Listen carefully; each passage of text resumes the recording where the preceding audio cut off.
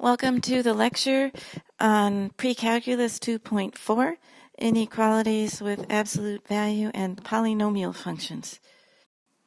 In a later chapter, we'll learn about inequalities with rational functions. So there's a few example problems that I want to go over with you. Notice that what we mean by an inequality is that in each of these equations, instead of having an equals sign right there, you've got an inequality symbol, which means that it isn't really an equation after all. It's an inequality. So we're going to learn how to deal with these things and how to figure out what the solution to an inequality is. Here's the first example I want to do. The question is, where is the absolute value of x minus 1 greater than or equal to 3? So we're going to develop a procedure for handling these types of problems. So the first thing you want to do is move everything over to one side. I'm going to subtract 3 such that you have a 0 on the right-hand side. Okay, so when I say rearrange, so 0 is on the RHS, this is a math shorthand notation for right-hand side. Okay, so I've got a 0 on the right-hand side.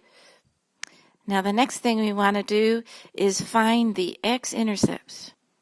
So to find the x-intercepts, we're going to solve the equality, the absolute value of x minus 1 minus 3 is equal to 0. Okay? So in order to do that, this is something we learned already. We're going to make two equations. So I'm going to move the 3 over to this side, and I'm going to make two equations here. X minus 1 is equal to 3. X minus 1 is equal to negative 3. X is equal to 4. And X is equal to negative 2. Okay, so I found the x-intercepts. And now I want to make a little sketch. So I'm going to put dots on the x-axis where we have these x-intercepts. So I've got one at 4. And I've got one at negative 2. And now I'm going to think about which way this sketch is going to go. So remember, we learned this already, that if you have a positive sign in front of the absolute values, your V-shaped graph faces upward. And if you have a negative, the V-shaped graph faces downward. So I know that my graph here is going to face upward. So I'm just going to make a real rough sketch here because that's all we need. So we know it's going to go something like that. And that's not exactly what it's doing, but that's enough information for us to figure out the solution to this inequality. Now, in order to answer the original question, let's take a look at this line right here that says the absolute value of x minus 1 minus 3 is greater than or equal to 0. Well, if something is greater than or equal to 0, that means you're either equal to 0 or you're positive, because greater than means positive. Greater than 0 means positive. All right, so I'm going to highlight the parts of the graph here that are either equal to 0 or are positive. Okay, so here I'm equal to 0, here, and here I'm positive. And when I say positive, that means the graph lies above the x-axis, because if it was below the x-axis, you would be talking about the value of the function being negative. Okay, so whenever your graph lies above the x-axis, you've got positive values for when you evaluate the function. All right, so now if I think about this on a number line, so I drew a matching number line down below there. If I think about this on a number line, what I have is that green line lies everywhere to the left of negative 2. And on the other side of the y-axis, that green line lies everywhere to the right of 4. Okay, and notice I colored in the dot. The reason I colored in the dot is because I have that little line that says I also want the values that cause this to be 0. All right, so now if I write that in interval notation, I would be saying negative infinity, comma, negative 2 square bracket, or 4 square bracket, comma, infinity. Now, if we think about why this makes sense, if you take negative 2 as your x value and you put it into this inequality here, you will find out that you get 0. Negative 2 minus 1 is negative 3. The absolute value of negative 3 is 3. 3 minus 3 is definitely equal to 0. The same thing will occur for 4. 4 minus 1 is 3. Absolute value of 3 is 3. 3 minus 3 is 0. So those are going to work for the little line part. Now the question is, where does this lie above 0? Okay, that means where is the value of this thing positive? Well, we can see that in this part over here, positive, and this part over here, positive. That means if you stuck in any value greater than 4, this will be a positive number. If you stuck in any value of x less than negative 2, this here will be a positive number. And you can verify that is true. So that means your solution is all of this here. This is how your solution is going to look. All right, let's try another one. Okay, here's another example. It's got a few more steps. So the first thing we want to do is simplify. So let's simplify this as much as possible. Okay, so I'm going to subtract 4 from both sides.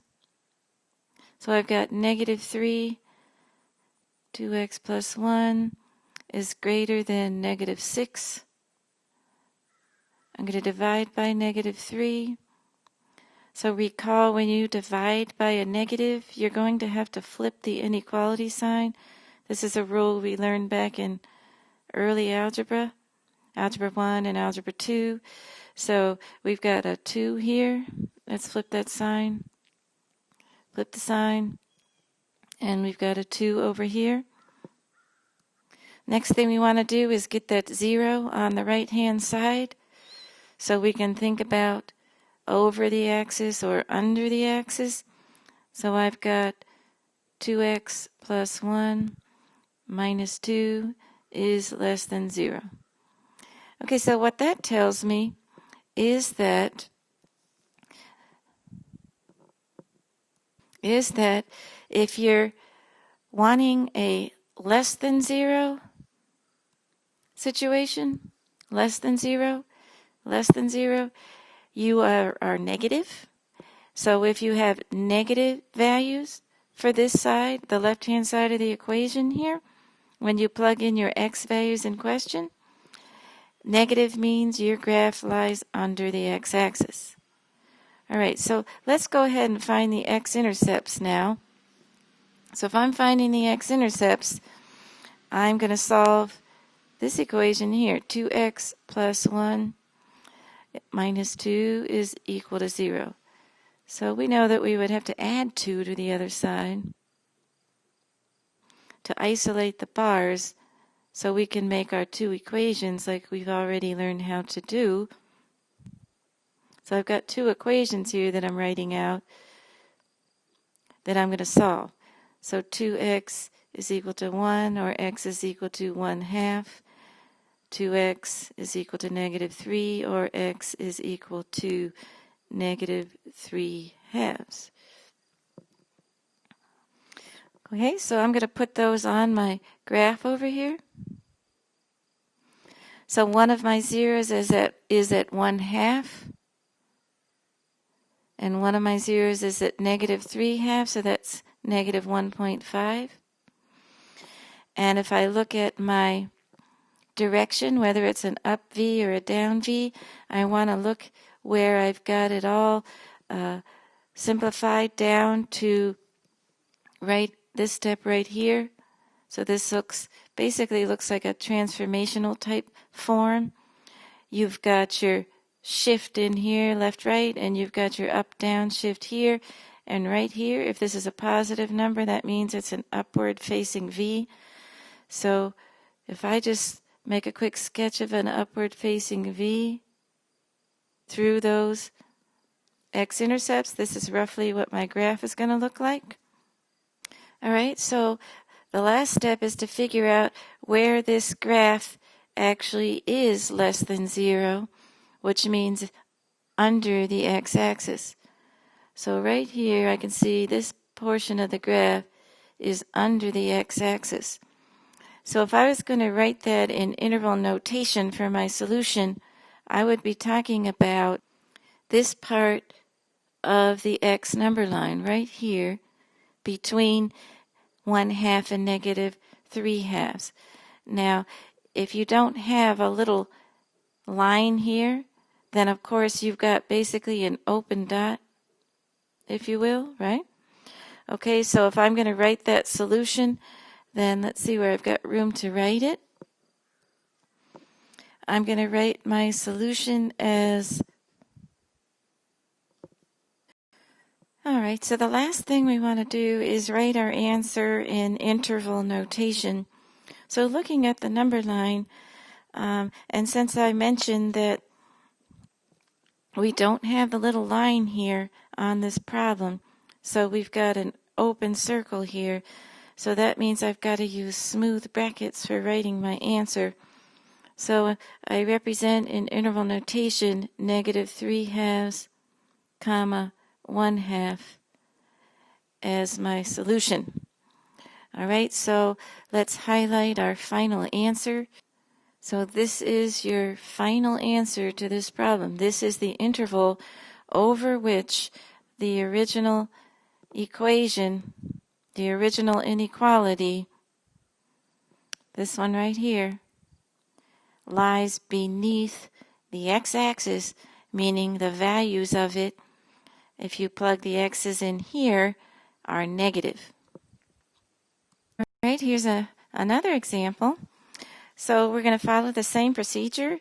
So the first thing we want is a 0 on the right-hand side. So I'm going to move that 3 over to the other side by subtracting it. And now I have a 0 on the right-hand side. Okay, the next thing I want to do is find the x-intercepts. Okay, so in order to find the x-intercepts, we're going to solve the equation that says equals 0. All right, so let's go ahead and solve this. So we're going to say x minus 6 over 3 is equal to 3. I've isolated my bars, so I'm going to say my two equations that I have to solve are x minus 6 over 3 is equal to positive 3, and x minus 6 over 3 is equal to negative 3. All right, so let's get that 3 out of the denominator here. So I'm going to multiply both sides by 3. So I'll have x minus 6 is equal to 9, or x is equal to 15 on the left equation, and then I'm going to multiply both sides over here by 3 as well. So I'll have x minus 6 is equal to negative 9, or x is equal to negative 3. Okay, so I'm going to say those are my x-intercepts. Okay, so I put my x-intercepts on my graph. Now let's think about what we're looking for here. So I'm going to highlight this inequality here with the 0 on the right-hand side so we can talk about what we're looking for. So if that left-hand side of the equation right here is less than 0, we're talking about the graph lying underneath the x-axis, which means the values of this part over here are negative values. And if we're equal to 0, that means we lie right here at these dots. All right, so let's think about how this is going to be graphed now. In order to get a rough sketch, for the purposes of figuring out our interval answer, we want to look at whether we have an up V or a down V. If there's a positive number here, we have an up V. So I'm going to sketch that in. Okay, there's our sketch. That's an up V, a rough sketch. It's not perfect. All right, and according to this inequality symbol right here, we're talking about negative, which means under the x-axis. Okay, so let's highlight the part of the graph that is under the x-axis. Okay, so that highlighted section lies under the x-axis. Now let's think about intervals. So the best way to do that is to look at a number line. All right, so here's a number line. Now we have a little line in our inequality, so that means we're talking about a filled in dot. So I'm going to fill in my dot. And then it looks like we're between -3 and 15. So we're talking about this part of the number line in between -3 and 15. That lies under the x-axis. If I was going to write this in interval notation, I would need a square bracket, -3, 15, square bracket. So our answer is this part that I'm going to highlight. This part, this is your answer. The interval over which this inequality is negative or equal to 0. All right, let's take a look at this problem here. So the 0 is already on the right-hand side, and we're going to go to the next step of finding the x-intercepts. Now, I'll just alert you ahead of time that there is something a little different about this problem. But let's say you didn't notice that ahead of time. We're going to just go ahead and follow our standard procedure. We're going to look for the x-intercepts. So in order to do that, I'm going to solve the equality. The absolute value of x minus 2 plus 3 is equal to 0. So I want to set up my two equations. So first, we're going to say the absolute value of x minus 2 is equal to -3. So I'm able to draw my two equations once I've isolated my bars. So x minus 2 is equal to -3. X minus 2 is equal to +3. All right, so I would say x is equal to -1 and x is equal to 5. Okay, so far it seems like it might be okay. So let's go ahead and see if those are true solutions to this inequality. So if I plug in -1, let's go back to this step right here first off. If I put -1 in here, I'm going to get -1 minus 2. That's -3. The absolute value of -3 is +3. Okay, so right now I'm trying to tell myself that 3 is equal to -3, and I can see that that's false. Okay, so this is not going to be a solution. There's something different going on here.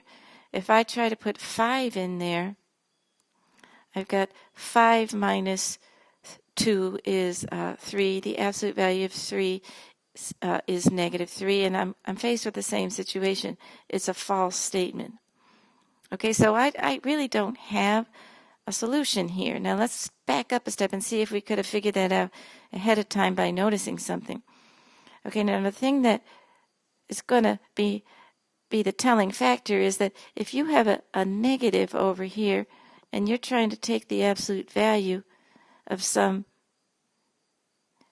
expression inside the bars, it can't ever be negative because absolute values are always positive. So if you can notice that at the beginning, then you'll find out that this thing doesn't have any x-intercepts. All right, so what we've said there, that this guy does not have any x-intercepts. Now let's stop a minute and see what that means. Okay, so if an absolute value graph does not have any x-intercepts, then there's several things that could be going on. It could be like this, or it could be like this, and just never hit that cross over that x-axis. So if we look at our situation, let's see which one of those situations we have. Okay, so let's look at our transformation. So if I look at our transformation, I'm going right 2, and I'm going up 3. So right 2, up 3. Right, so I'm right there. That's my vertex. All right, and then I look up at my sign here. It's positive in front of the bars. So I've got the situation where I've got an upward facing V. All right, and that explains why it doesn't have any x-intercepts. Okay, now we got to look at what the question is that we're being asked, because after all, this is an inequality. Okay, so the question being asked is, where does this graph lie above the x-axis? Meaning, where is it positive? Okay, so there's no little line here, so we're not asking the question, where is it 0? We only want to know, where is it positive? Okay, now you can see that it lies above the x-axis everywhere on the graph. Okay, so if it's positive everywhere,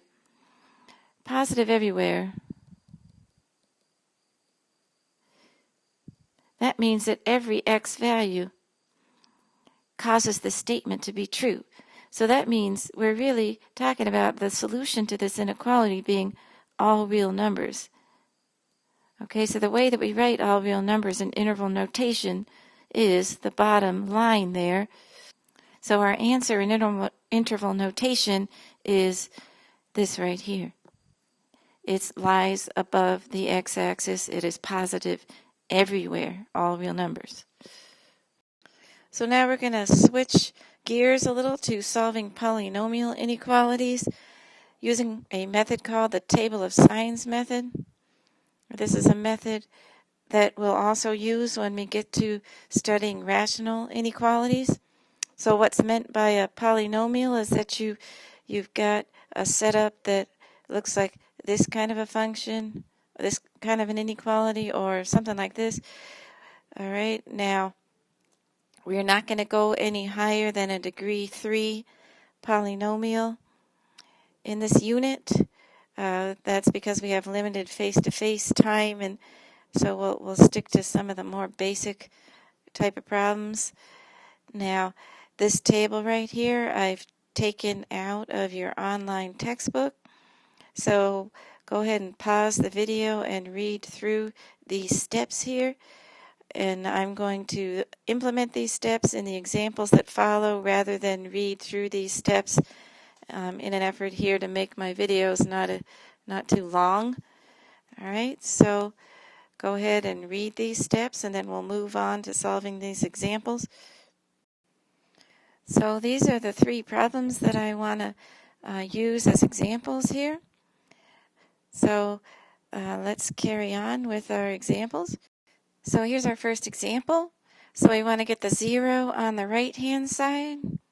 So that's 2x squared plus x minus 3 is less than or equal to 0. And we want to find the x-intercepts. So the first thing we want to do is see if we can factor it. So let's see, I've got 2 times negative 3, that's negative 6. Ways to multiply to get negative 6, to get 6. You have to add to get positive 1. So that means I could put a negative on the 2. That would add to give you positive 1 and multiply to give you negative 6. So I'm going to factor by parts because my leading coefficient is not equal to 1. So my middle 2 terms are going to be negative 2x plus 3x minus 3. Now I want to factor that by parts, so split it here. So I've got 2x times x minus 2, x minus 1, plus 3 times x minus 1. So that's x minus 1 is one factor, and 2x plus 3 is the other factor. All right. So we want to set that equal to 0, which means this factor could be 0. So x is equal to 1 is 1 x-intercept, or this factor could be 0. So that means x is equal to negative 3/2 is another x-intercept. So to use the table of signs method, you would put those on your number line, your x number line. So making sure that your negative value is the leftmost value, and then the 1 would be to the right of negative 3 halves. So you've then cut your interval into 3 distinct sections, 1, 2, 3. So now you want to write the intervals in those sections. So this is the interval between negative infinity and negative 3 halves. This is the interval between negative 3 halves and 1. And this is the interval between 1 and infinity. All right, now let me just move some of this stuff out of the way here. Okay, now I'm going to make my table. So you're going to draw a vertical line at each one of your x-intercepts, like that. And then you're going to make your first line say test x. And your second line say sine. All right, so the idea with the table of sines is that within each of these intervals, you can pick any x value and substitute it into your inequality, and whatever the sign of that part is the sign over that entire interval. So you want to pick an easy test value. So for the first interval, right here, something less than negative 1.5, so I would say negative 2 is a pretty easy value. In the middle interval right here, whenever you're dealing with something between a negative and a positive, you would want to choose 0. That's usually the easiest. And then in this interval right here, something greater than 1 would be an easy number, so 2. All right, there we go. So those are representative x values within each of those intervals. Now I'm going to take those numbers and I'm going to substitute them into this part right here. Let me highlight that. So that part right here, I want to test the sign when I plug it in. All right, so I'm going to plug in the negative 2, so that's 2 times negative 2 squared plus negative 2 minus 3. So that's 2 times 4. That's 8 minus 2 minus 3. So that's 8 minus 5. So that's 3.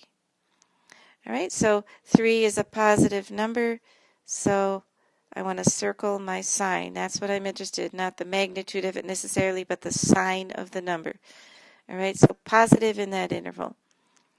Now I've got 0 as my test number, so I'm going to put 0 in to the green highlighted polynomial. So that's 0 plus 0 minus 3, so that's negative 3. That's a negative in that interval, so every number in that interval should be negative. And you can always check that to see if you believe that's true, but any number you pick within that interval should give you a negative. All right, now 2, I'm going to plug in 2 into that green highlighted section. So I get 8 plus 2 minus 3, so that's 10 minus 3 is 7, so that's also positive. Right? The next thing I do is I look up here at my symbol. Okay, it says less than or equal to, so that means I'm looking for anything that's negative or 0. All right, so we know that the zeros themselves, the x-intercepts, are going to cause that green highlighted function to have a value of 0, so those two places qualify. Now, as far as the negative goes, we want to find the intervals over which we can expect to have a negative. Okay, so that would be the in between, the middle interval here, right here. Okay, so those are the places where you're going to have a true statement. Okay, so now I want to write that in interval notation, so I'd use a square bracket because the dot is filled in because I have the little line, negative 3 halves, comma 1, square bracket on this end as well. All right, so this is your answer right here. In that region, in that interval, you're going to have a true statement. All right, let's try another one.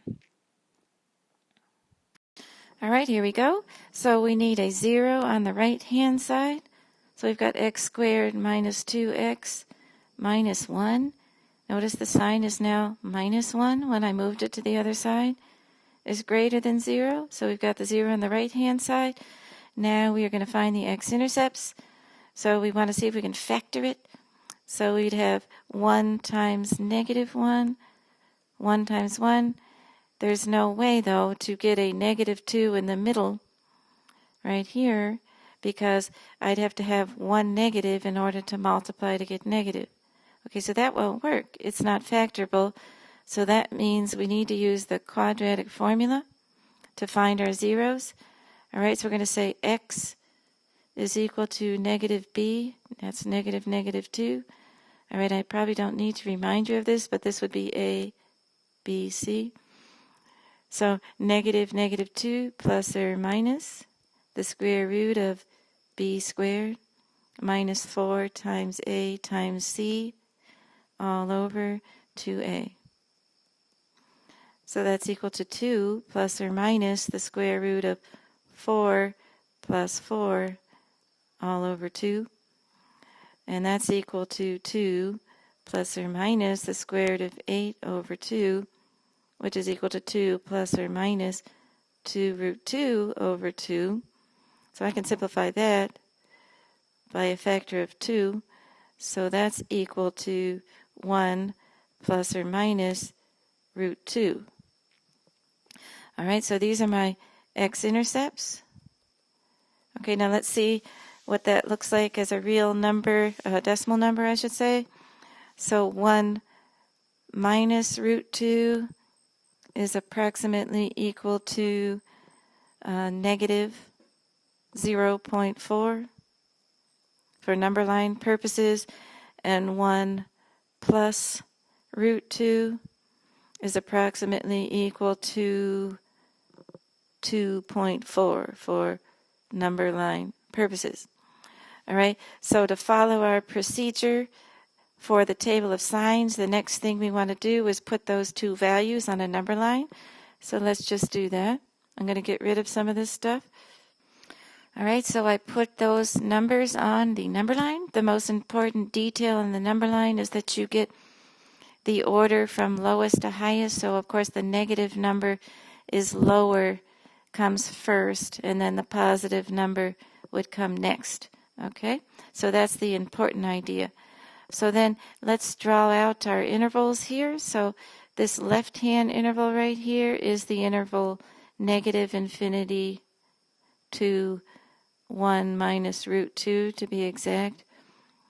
So you would want to use the exact real number 1 minus radical 2 and not the approximate number negative 0.4. The decimal number is just to help me get the numbers on the number line. All right, and then the interior, the middle one, is the interval between here and here. And the last interval to the right is the interval between here and positive infinity. Okay, so I'm going to make my table. So I'm going to draw these vertical lines here. Let's just put some here.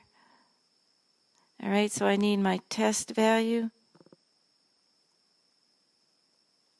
All right, so let's pick a test interval, a test value.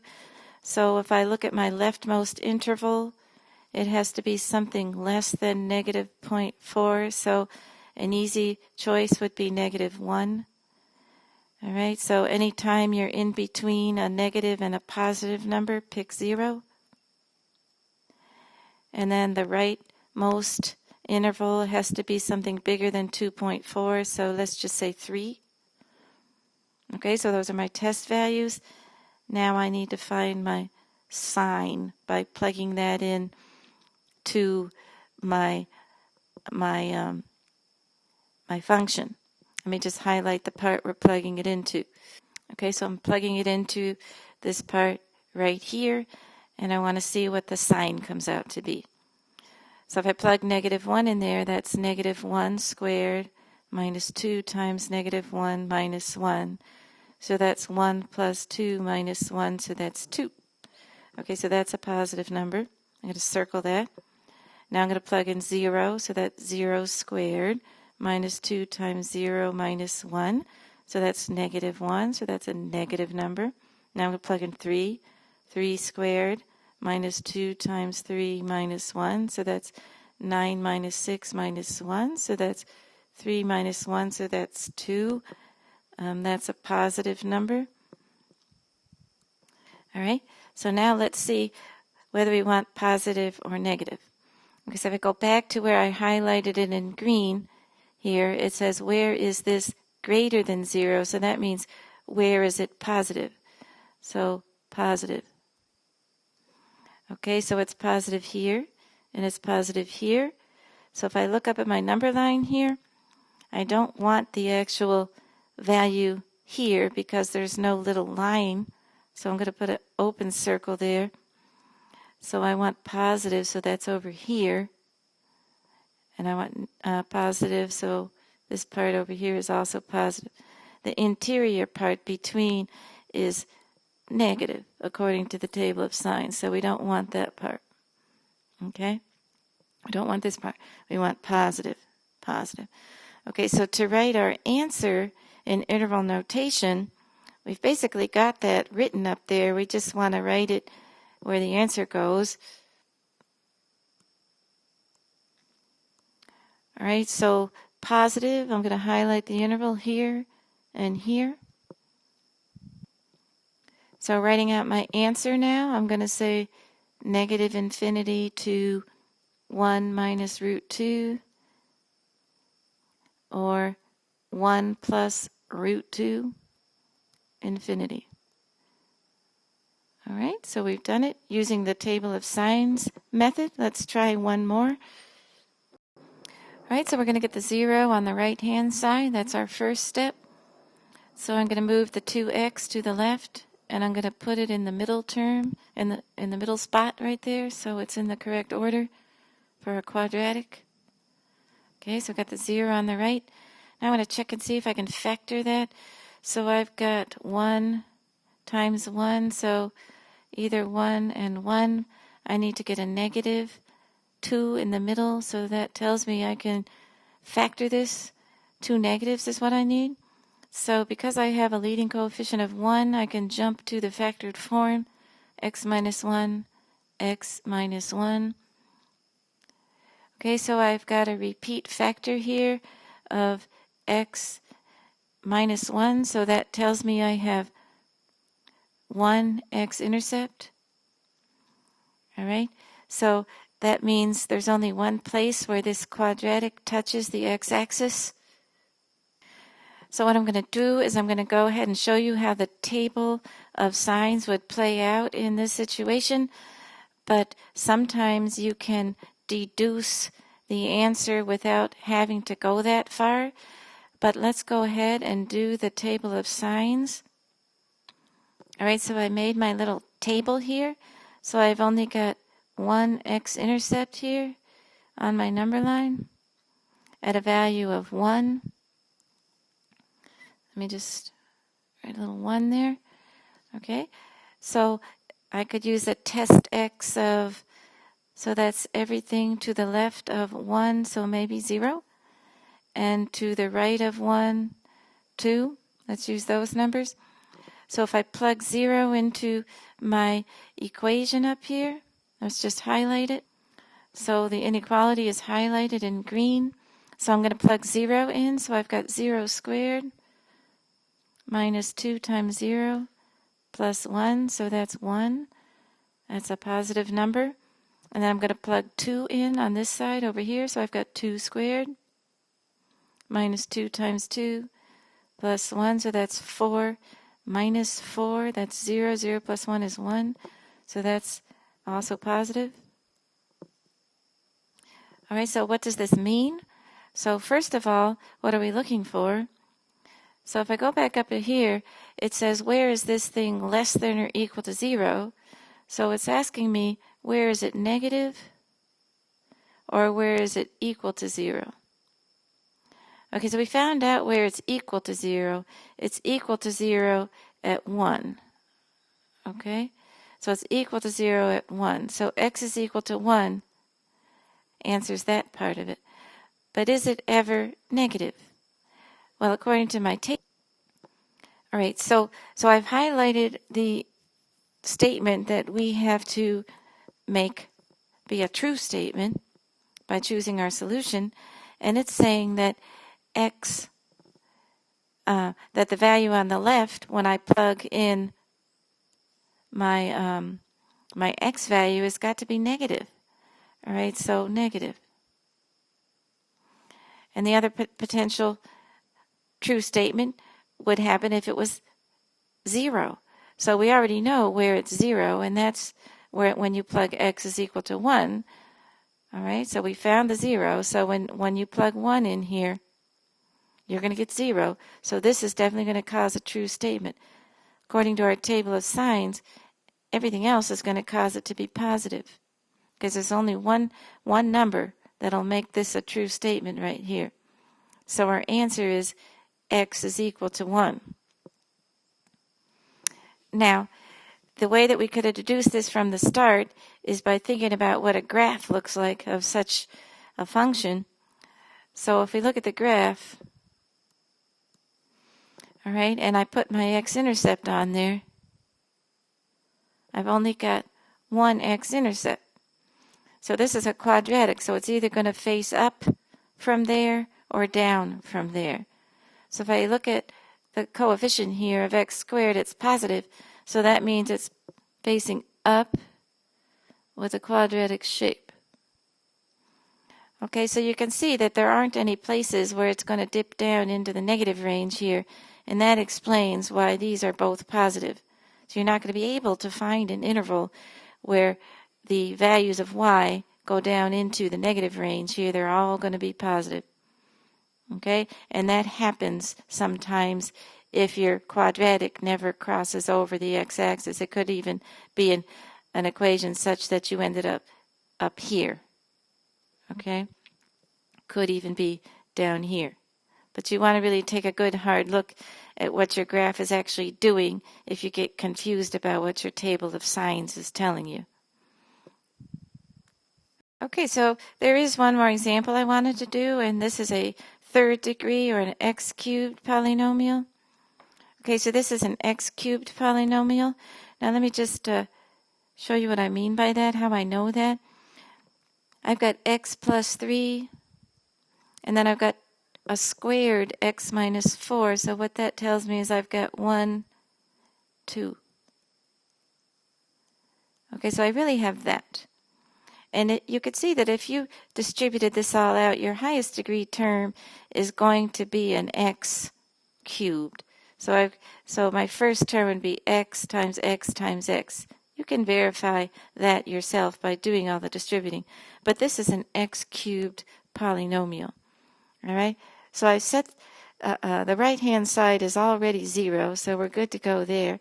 The next thing we want to do is find the x-intercept. So we're going to follow the same procedure for finding the intervals where this thing is greater than 0. And so if you'll recall, that means positive. So I'm trying to find positive values within my between intervals.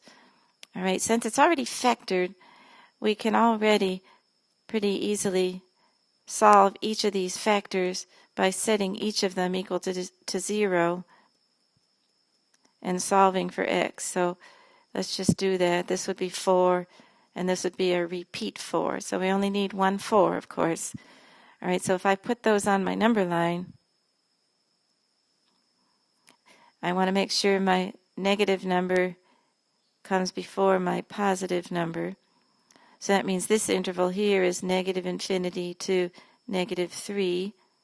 This one is negative 3 to 4. This is 4 to infinity. Okay, so I'm going to make my table of signs here now. All right, so I have to find a test x value. Test x value. And then I would find my signs in each of those intervals. All right. So on the first interval, I'm looking for something less than -3, so I might choose -4. And the middle one, I would choose 0. And then on the last one, I'm going to say 5. These are somewhat arbitrary. You want to choose the easiest value possible that lies in the interval.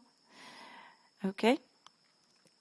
Now I'm going to figure out the sign for each of these intervals. All right, so I've got x plus 3 times x minus 4 squared. All right, so I can use the top one where it's up to you whether you want to plug it in like this or plug it in like this. It doesn't really matter. All right, so I've got -1 times -8 squared. -8 squared would be 64. So I got -64. So a negative number on that interval. If I plug 0 in, I've got 0 plus 3. That's going to be 3 times 0 minus 4 squared. So that's 3 times -4 squared. So that's 3 times 16. That's 48. So that's positive. Now we'll plug in 5. So I've got 5 plus 3 times 5 minus 4 squared. So that's 8 times 1 squared. So that's 8. So that's positive. So if I go back and highlight what I'm looking for up here, we said we were looking for positive values. So greater than 0 means I'm looking for positive values. I don't have a little line here, so I'm not looking for the actual tick marks to be colored in. So empty circle. All right. So the intervals where it's positive. So I've got this one here is positive. And I've got this one here is positive. Okay. All right. So I have to make sure that I leave that little hole in here. If there was a line under here and these were filled in, then you could treat this as one interval. This would be colored in right here. But there's a hole right here because there's no little line. So the way that I would write that would be for the first interval, I would say, scoot it up a little, I would say smooth bracket -3 to 4 smooth bracket.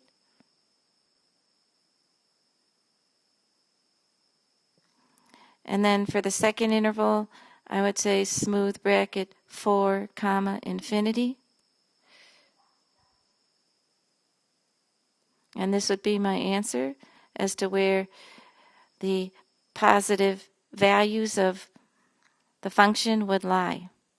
Okay, so just to reiterate, this hole here needs to be here. So this is why you've got this split here. Okay, if you had a little line, you would be able to say, for instance, so if it was greater than or equal to, wait a minute, yeah, it's positive. If it was greater than or equal to, you would be able to say -3 all the way to infinity. That's if it was this symbol. Okay, but since you've got this hole here, right here, you've got to have this split right here, right, and this smooth bracket right here. Okay, so I've done all of the examples I'm going to do for now. This is as complicated as we will get on the sign table method for solving polynomial inequalities. So if you run into any trouble with the homework, snap a picture of the screen or your paper and send me your picture via Remind or email, and I will get back to you as soon as I can. All right, you're ready to start your assignment now on, let's see, this is section 2.4.